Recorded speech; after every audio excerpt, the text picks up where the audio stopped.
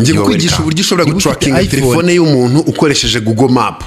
Gusa nanone ibi bintu byumve neza, ntabwo ari ukuvuga ati wenda ni ibintu biririgo, ni ibintu biriho byemewe, ariko nanone ibi byatanzwe nyine na Google.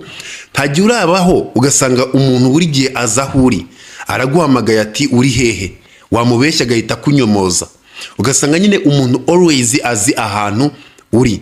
Ibi ngibi rero nta kindi kintu aba yarakoresheje Google Map. Barayafashe nyine Google Map akiyoherereza location. Ahangaha iyi urayidownloadinga, numara kuba wayidownloadinga nta kindi kintu uri buze ko wakora, urayifungura. Nuyifungura barahita bakubwira ati wemerere kuba bakoresha location yawe, byange bikunde nyine biri buze kuba byasaba location. Ariko none hano wumve neza unasobanukirwe, ibi ngibi ndimo ndakora urabikora kuri telefone ushaka kuba wagira nyine wa trackinga, cyangwa se telefone uri buze kuba wagenzura, nukuri buze ko wabigenzura. Ushaka kuba wabikora wenda ku bana bawe cyangwa se ahandi.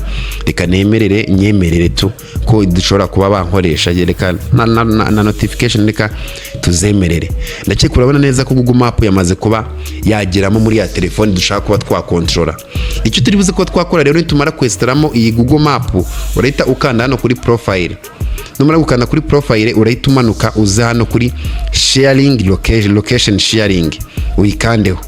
Hanyuma uza hano nyine share location, ushobora gukanda hano share location cyangwa se ugahita ukanda kwa akadomo ka plus. Reka nkoresha akantu ka plus, nukanda kwa akadomo ka plus bahita bakwereka location yanjye nyine. Hanyuma ituza hano share your real location, hanyuma ukande hano wenda ushyireho igihe ushaka. Ushobora kuba wagira isaha imwe ukayazamura, wenda kawagira umunsi, cyangwa se nanone until wenda kugera telefone yifunze. Ariko ngewe reka nze ngire wenda umunsi. Hanyuma nurangiza ushobora kubaza wenda ugakoresha email, zimwe muri izi email, cyangwa se nanone ukaza hano kurimo, hanyuma ugahita wenda allo okay, ugahita wemerera. Ahangaha ushobora guselectinga contact ushaka, ariko reka mbireke hatagira umuntu uza kunyitwara umwikomo ngo namushyize hano. Reka dukoreshe WhatsApp mo, hanyuma uze hano nibaguhanga ku bantu bakoresha iPhone urahita uza select location, razano location aha, hanyuma always tugire always, tugaruke hano.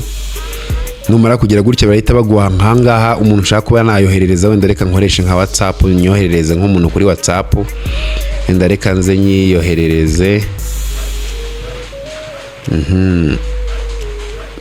Ubu bivuze neza ko umuntu nayoherereje, dore nguyu nayifungura aratangira gutrackinga ahantu ndi, ibintu bimenye neza. Nushaka ko wabihagarika rero ushobora guhita uza ahangaha kuri share, ushobora guhita nanone ufungura ya Google Map.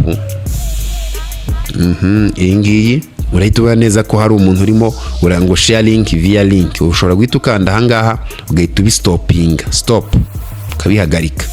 Nubihagarika urabona neza ko bihita bihagarara. Utibagirwa rero gukora subscribe kugira ngo tubibona tips nk'izi ngizi.